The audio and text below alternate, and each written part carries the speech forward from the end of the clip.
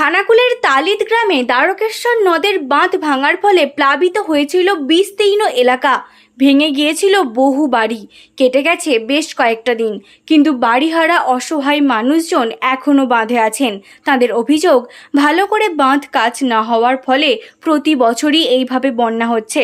অবিলম্বে ভালো করে বাঁধ মেরামত করতে হবে। তাদের আরও দাবি, সরকারকে পুনর্বাসন দিতে হবে। অন্যদিকে জল কমার ফলে সেই ভগ্ন বাড়িগুলি জেগে উঠেছে। এখন দেখুন ভগ্ন বাড়িগুলির অবস্থা।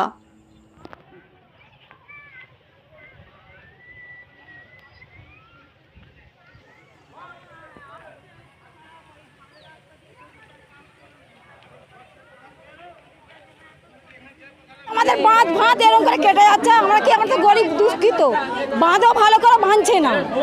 একটু ভালো করে বাঁধও, আমরা যেমন শান্তিতে থাকতে পারি, একটু শান্তিতে যেমন আমাদের দিকে থাকতে পারি। কি করে ভাঙছে? বাঁধ না বাঁধলে আজকে 40 বছর আমাদের বিয়ে গেল, এখনো বাঁধে মাটি পড়তে দেখিনি। 40 বছর চলেনি, বাঁধে মাটি পড়তে দেখিনি। 40 বছরে চলেনি আমরা। বাঁধ একটু সব বাঁধছে না, সব ধারে সব দমদমা যাচ্ছে, আমাদের ধারে বাঁধছে না। তাহলে কাটবে না, কি করবে? তারপরে এমন বাঁধছে, এখানে বাঁধছে তাহলে তো 50 ফুট দূরে হচ্ছে বাঁধতে হবে। সে কি করলো, সেই মুখের কাছে একটু বেঁধে দিয়ে মাটি তুলে নিয়ে ইয়ে করে দিল। তাহলে কাটবে না সেখানটা? সেটা তো বাঁধতে হবে 50 বা 100 ফুট বাঁধতে হবে।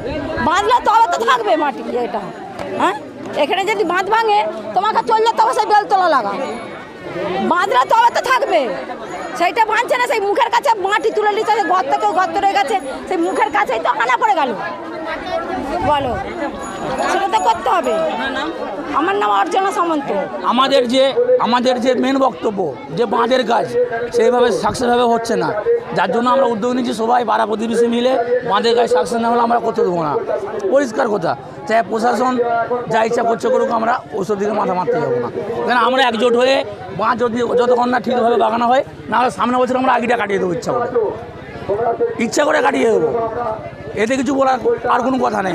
আপনাদের এই এলাকায় তো বাঁধ তো ভেঙেছে, ক্ষয়ক্ষতি কতটা হয়েছে কি ও ভাষায় বলা যাবে না যে ক্ষয়ক্ষতিটা হয়েছে। এখানে কি কেউ ওসব জিনিস পূরণ করতে পারবে না, যে জিনিস গেছে, আর দিতেও পারবে না কেউ। সান্ত্বনার জন্য আসছেন সবাই, বলছেন, বা সেইটুকু, আর কিচ্ছু নয়। তবে হ্যাঁ, যতক্ষণ না প্রশাসন ভালোভাবে কাজ করবে আমরা করতে দেবো না। বাস ওই পার্ক ইট ভাটা প্লাস এই আমাদের যে বন্দিপুরের বাঁধগুলো আছে, আমাদের রোমাতপুরে মাছ যতক্ষণ না ছুটানো হয় তো এখানে কাজই করতে দেবো না।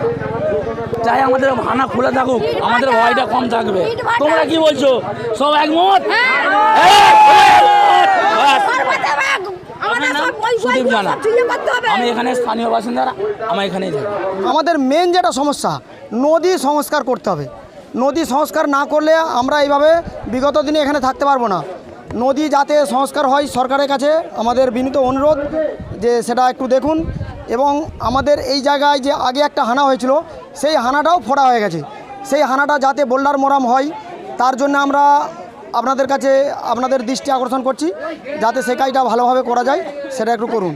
এবং হানাটা যাতে ভালোভাবে বাঁধা যায় সেইটা আমরা সরকারের কাছে আবেদন করছি। আমার নাম পিন্টু বাগ, গ্রাম তালিদ। শুনুন স্যার, হানা হওয়ার পর থেকে হানা পড়েতে আমাদের সমস্ত বাড়ি চলে গেছে। আমরা বাঁধের মধ্যে বসবাস করছি, এরকম পরিস্থিতির মধ্যে আছি। আমাদের বাড়ি ঘর বলে কোনো কিছুই নেই, আর আমার কোনো জায়গাও নেই বাড়ি করার, আমার কিচ্ছু নেই, আমার সব শেষ, একদম কিচ্ছু নেই। আর আমি বাঁধে বাস করছি এখন ফ্যামিলি নিয়ে। আমার ঝাঁক করে জন মজুর খেটে সংসার চলে, আমার জমি জায়গা নেই, তো এইভাবে আমার চলছে, এইভাবে আছে। এখন কী করবো? পার্টি থেকে পরিবারে আমি আছি, আমার প্রতিবন্ধী স্ত্রী আছে, আমার দুটো ছেলে, দুটো বৌমা, আর নাতি আর নাতি। আমার নাম কাশীনাথ বাগ।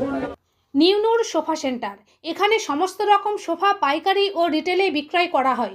সমস্ত সোফা নিজস্ব কারখানায় তৈরি করা হয়। প্রোপাইটার হানিফ হোসেন খাঁ ও রুহুল হোসেন খাঁ, বড়ডোঙ্গল হাটতলা সিনেমা হলের সন্নিকটে, হুগলি। যোগাযোগ 7797170093 এবং 9382003105।